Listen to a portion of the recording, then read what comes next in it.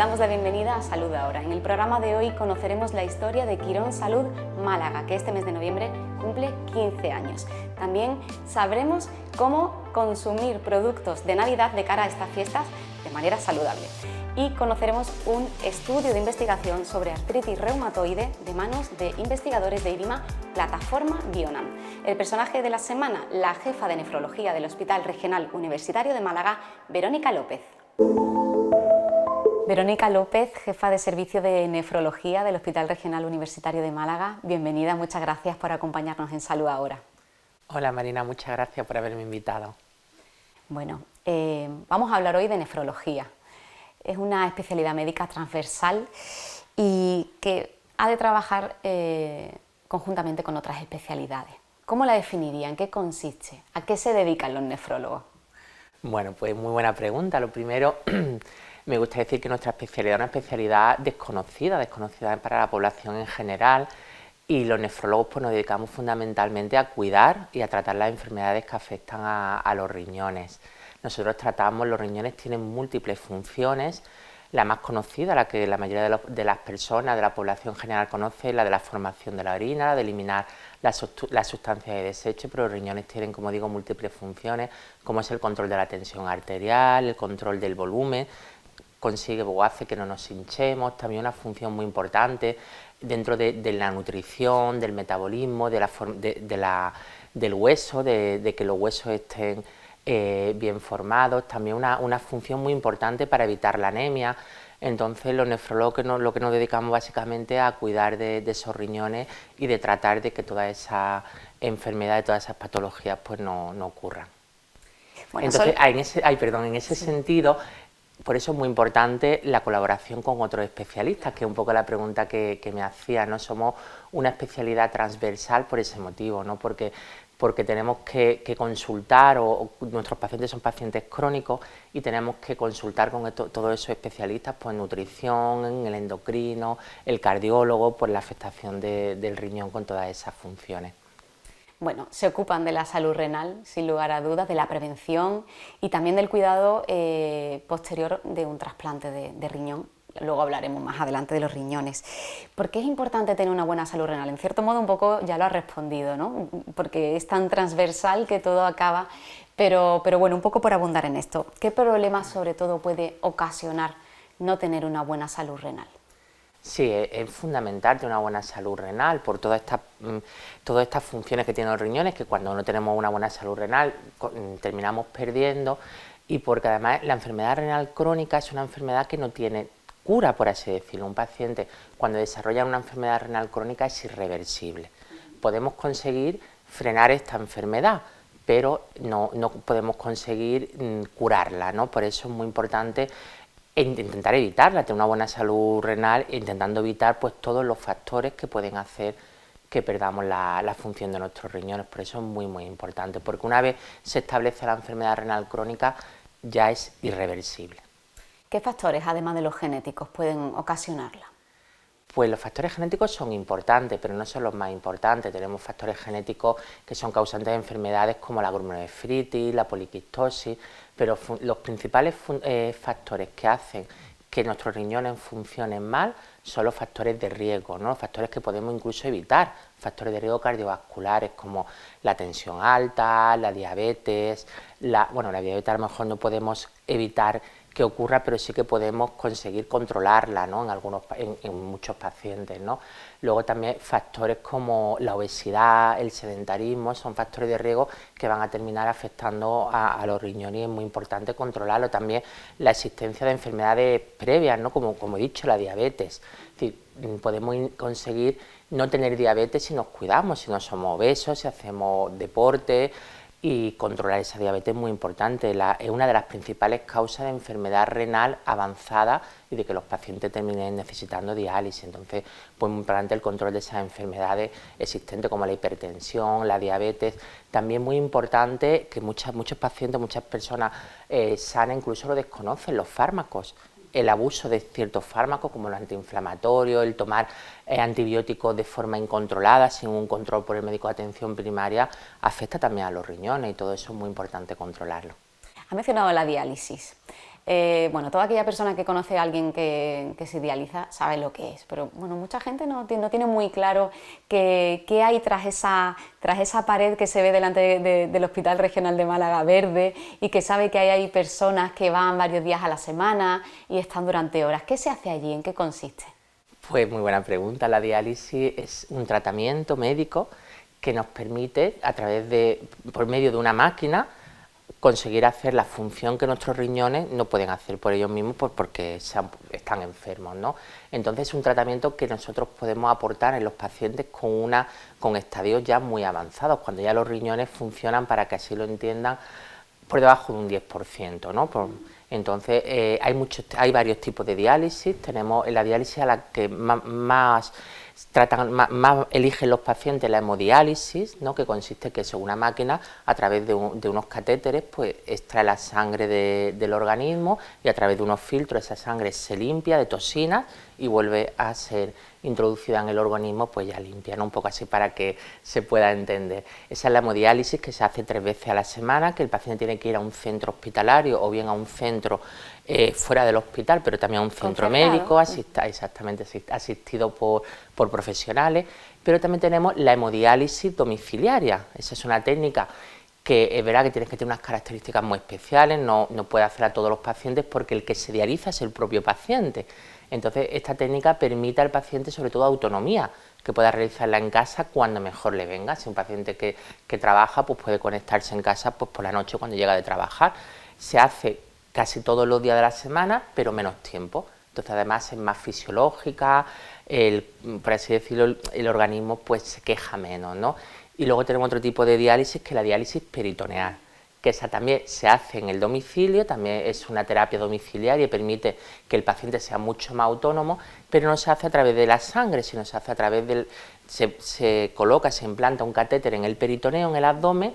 Los pacientes se infunden una serie de líquidos que hacen la función de limpiar, ¿no? Limpiar la sangre de esas sustancias tóxicas, y así se hace la diálisis. La verdad que también es una técnica que tampoco pueden hacerse todos los pacientes, porque igualmente tiene que ser el propio paciente el que se la haga o algún familiar que lo ayude. Entonces tienen que ser pacientes autónomos, y generalmente la eligen pues esos pacientes que quieren tener una vida mucho más independiente. Por tanto, en la unidad de nefrología, tanto los profesionales, tanto los facultativos como la enfermería, por supuesto, trabajan mucho en esa educación, ¿no?, de la salud, porque hacerse la diálisis en casa es un plus de comodidad y de autonomía, pero evidentemente conlleva unos riesgos, y me imagino que eso se trabajará para que esto salga bien, ¿no?, que al final es de lo que se trata, ¿no? Sí, los pacientes que eligen esa técnica, tanto la diálisis domiciliaria como la peritoneal, son pacientes que primero los formamos y se tiran pues durante muchas semanas, vienen al hospital, incluso los profesionales van a sus casas, y son pacientes que se forman y tenemos la seguridad de que van a hacerlo bien, si no, pues no se puede. De hecho, ha habido algún paciente que una vez iniciada pues no lo ha llevado tan bien como pensábamos, inmediatamente pues se excluye de la técnica y se elige otra. Tienen que ser pacientes muy responsables y muy convencidos de que lo quieren hacer en casa y que lo tienen que hacer bien. ¿Es un tratamiento que algún día desaparecerá porque vendrán otros más cómodos? O, bueno, no sé, aquí en Salud Ahora hemos hablado de inteligencia artificial, y bueno, desde luego que el mundo y también el sanitario no deja de cambiar y de descubrirnos nuevas herramientas, ¿no?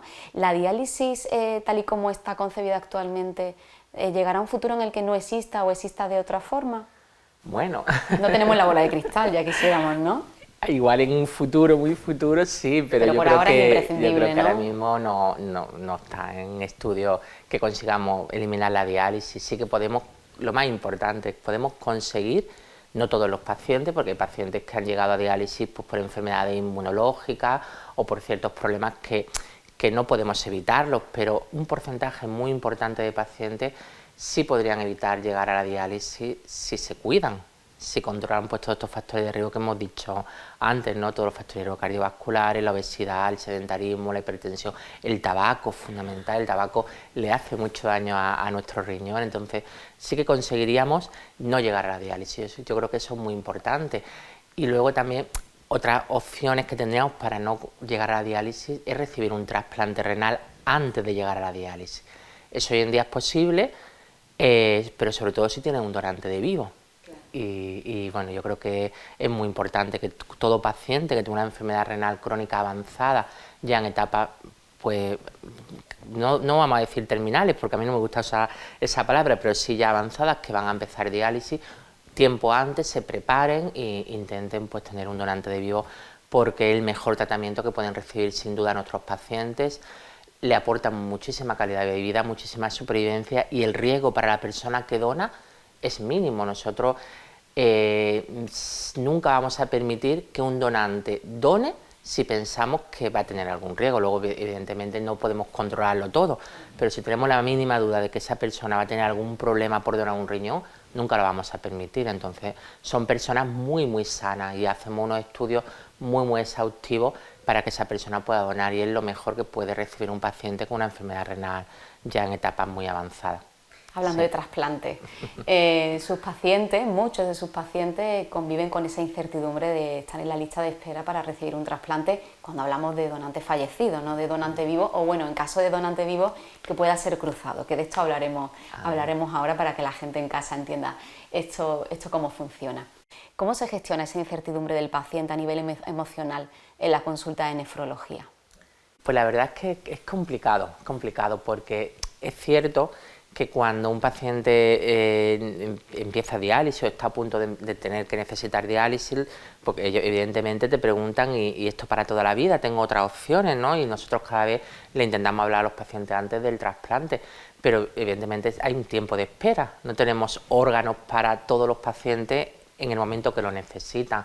Entonces, es verdad que hay pacientes que consiguen trasplantarse muy rápido, pues porque tienen una serie de características, pero otros pacientes, por su situación pues de salud, y que son pacientes pues que a lo mejor han desarrollado anticuerpos frente a algunos tipos de donantes, les cuesta más. Entonces, es verdad que hay pacientes que lo viven con muchísima ansiedad, porque a lo mejor se tiran muchos años esperando un órgano compatible. Es cierto que en ese sentido ya cada vez tenemos pues más, la ciencia está avanzando un poquito, y estamos consiguiendo trasplantar a pacientes que hace años era impensable. ¿Y eso cómo se hace? Vamos a explicar esto de... Pues eso se hace con nuevos tratamientos, ¿no? Nuevos tratamientos y nuevos estudios que estamos teniendo, en los que pues se aplican, y hemos conseguido esto, sobre todo este año, hemos conseguido pues trasplantar a algunos de estos pacientes que llevaban antes muchos años esperando, y la verdad que eso es una gran satisfacción. Había pacientes que llevaban esperando un riñón 20 años, ¿no? Entonces eso es muy importante. También es verdad que cuando tenemos una alarma de trasplante para un trasplante de cadáver, nosotros siempre, para 2 órganos, siempre llamamos a varios pacientes, generalmente entre 4 y 5 pacientes, y claro, solo se pueden trasplantar 2, entonces eso también les genera como mucha ansiedad, mucho nerviosismo, siempre quieren saber, soy el primero, me toca hoy, ¿no? Entonces eso hay que saber muy bien gestionarlo, porque yo siempre digo a los pacientes, bueno, depende de cómo del órgano, depende de la compatibilidad, siempre elegimos la persona más compatible para ese órgano. Para que ese órgano se haga viejo en ese cuerpo y le dé la vida y la calidad de vida que precisa, claro. Entonces a veces eso le crea un poquito de ansiedad. Sí. Bueno, el complejo hospitalario en el que trabaja, en el que es jefa de servicio de nefrología, es líder absoluto en Andalucía de trasplantes renales, y está en el top 3 nacional, y lo ha sido en varias ocasiones. ¿Esto cómo se está haciendo? Pues la verdad que con mucho trabajo. El poder trasplantar a tanto, bueno, digo tanto, pues ojalá fuesen más, pero es verdad que en los últimos años hemos conseguido trasplantar, cada vez estamos consiguiendo trasplantar más pacientes, gracias a un importantísimo trabajo de colaboración entre muchísimos profesionales, desde el celador del hospital a la enfermera, al TCAE, anestesista, intensivista, urólogo, inmunólogo. Claro, ustedes gestionan una parte, los urólogos y su equipo están en los quirófanos. Es un entramado en el que participan ¿cuántas personas? Es difícil, ¿no? Es difícil, es que no solo además el trasplante, es preparar a los pacientes para el trasplante, es que también participan cardiólogos, es que psicólogos, es un equipo multidisciplinar, y la verdad que estamos consiguiendo trasplantar cada vez más pacientes, pues porque hay una colaboración muy buena, y sobre todo pues yo creo que lo más importante es porque todos de verdad creemos lo que estamos haciendo, ¿no? Sabemos que es el compromiso, efectivamente, el compromiso, y además del hospital, ¿no?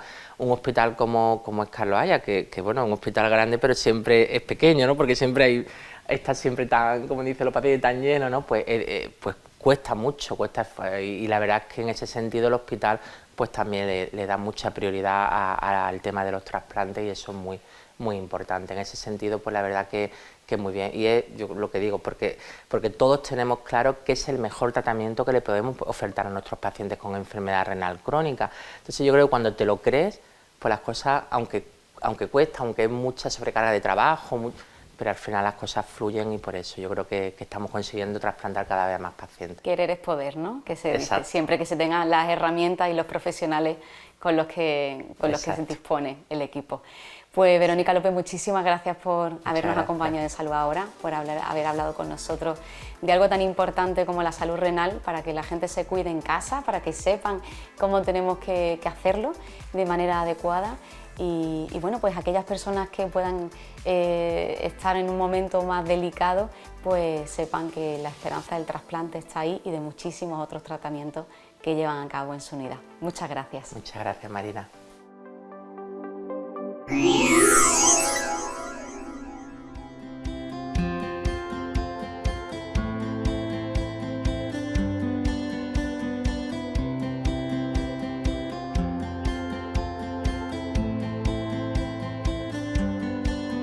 Sobre el 2006 operé a un paciente que vino a la consulta, yo no lo conocía, lo operé de un problema en el manguito rotador. Despertándose de la anestesia le dije: Pepe, con las posibilidades que tú tienes, que eres constructor y manejas máquinas y tal, podías hacer un hospital. Y entonces empezó a llamarme continuamente y me preguntaba: ¿cómo podemos hacerlo? ¿Cuántas especialidades tiene la medicina? Y yo le decía: pues tiene 30 y tantas. ¿Tú puedes reunirme a 30 y tantos especialistas en mi despacho y tal? Continuó insistiendo en hacer el hospital.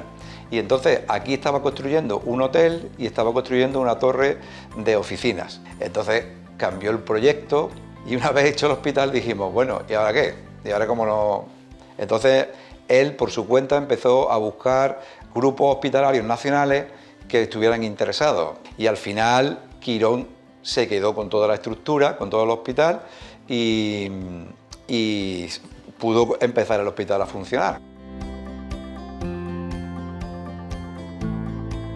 Una suerte, como bien digo, el haber vivido cómo no entraba ningún paciente, o ese primer paciente en el que todos los profesionales que estábamos de turno queríamos hacerle algo, hasta los volúmenes que manejamos ya una media de unos 450 pacientes al día, y picos de hasta 540 en épocas de epidemias de gripe o de las enfermedades estacionales.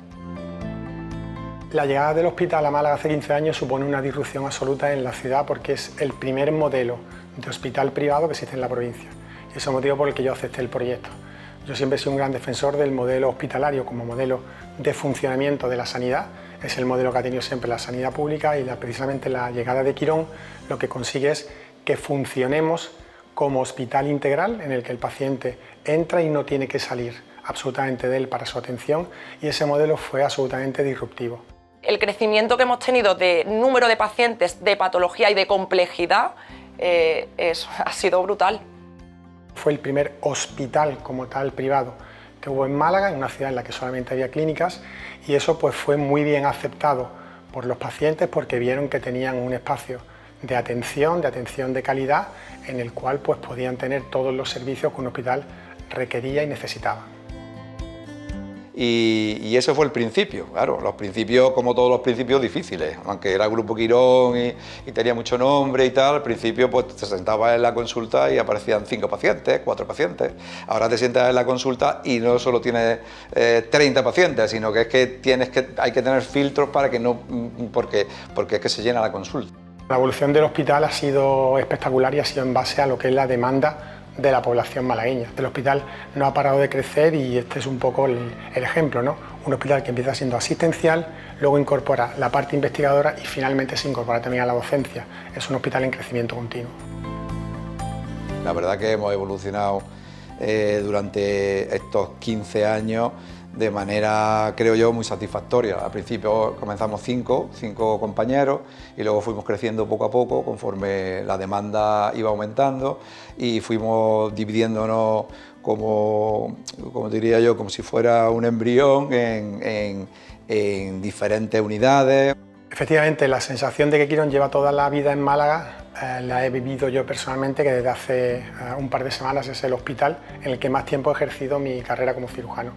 Yo empecé solo en el hospital como cirujano, montando el servicio de cirugía, y hoy día pues somos un equipo de 10 cirujanos y un médico asistencial asociado. Vamos a seguir creciendo porque tenemos más necesidad y además cuantas más personas se incorporan al servicio, más trabajo tenemos, porque esto es un indicador de que la gente apuesta por nosotros y sigue creyendo en el modelo de trabajo que hemos impuesto, un modelo básicamente centrado en las personas, en el que las personas y el humanismo tienen que dominar la atención médica y la atención especializada por encima de cualquier otro concepto.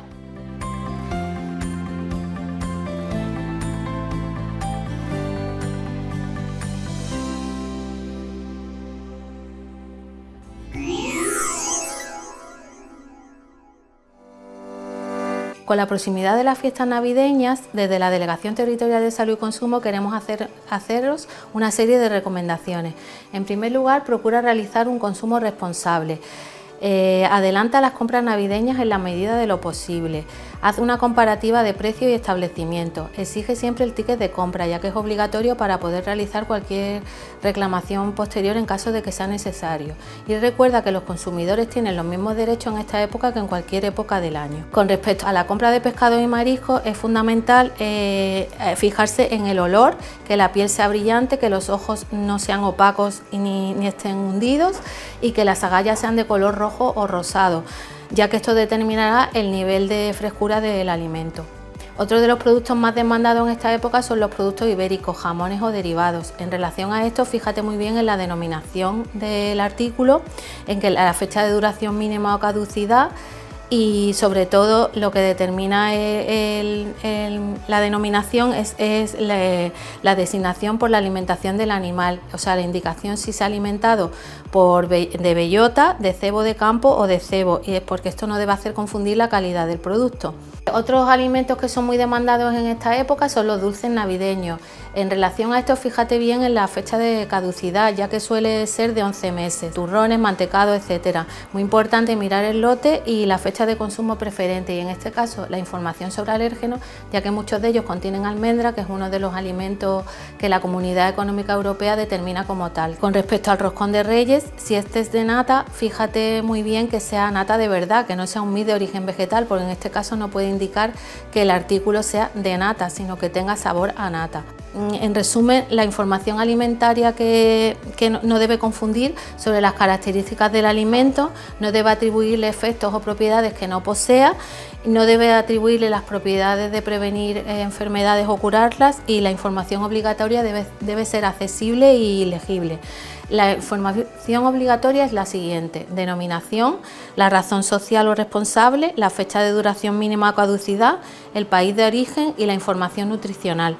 Con respecto a los alérgenos, ante cualquier duda o consulta sobre este tema, puedes llamar al teléfono gratuito de Consumo Responde, que es el 921 50 80, o mirar en la página web www.consumoresponde.es, donde hay una información amplísima en todos los temas que afectan a los consumidores en general y a la alimentación en particular, o directamente solicitar asesoramiento en los servicios provinciales de consumo.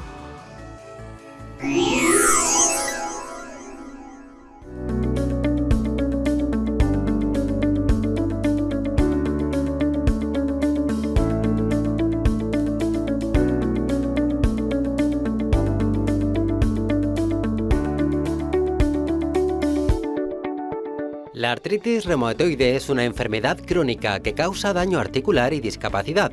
La detección precoz es fundamental para mejorar la calidad de vida de los pacientes, ya que en las etapas iniciales los síntomas pueden confundirse con otras enfermedades.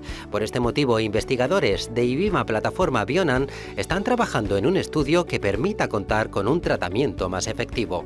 Los pacientes con artritis reumatoide tienen fundamentalmente afectación articular, pero al ser una enfermedad sistémica, donde hay una inflamación sistémica, pues se pueden afectar otros órganos y tejidos.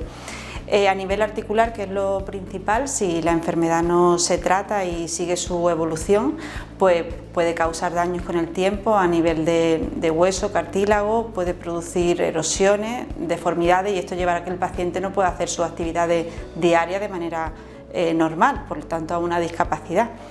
Y luego no solamente afecta a las articulaciones, sino que a nivel sistémico se puede producir otras afecciones. Entre ellas pues destacar por su frecuencia y gravedad pues las enfermedades cardiovasculares. Los pacientes con artritis reumatoide tienen más riesgo de tener infartos, tanto cardíacos como cerebrales, y también las infecciones. Esto puede ser por la propia inflamación, pero también en algunos casos pues, porque los pacientes pues, estén sometidos a inmunosupresores. Y bueno, también se puede afectar otras, como por ejemplo las pleuritis o pericarditis, que son las envolturas del corazón y pulmón que se pueden inflamar, o a nivel pulmonar puede haber una enfermedad pulmonar intersticial, que los pacientes pues, se quejan con síntomas de sensación de ahogo y tos.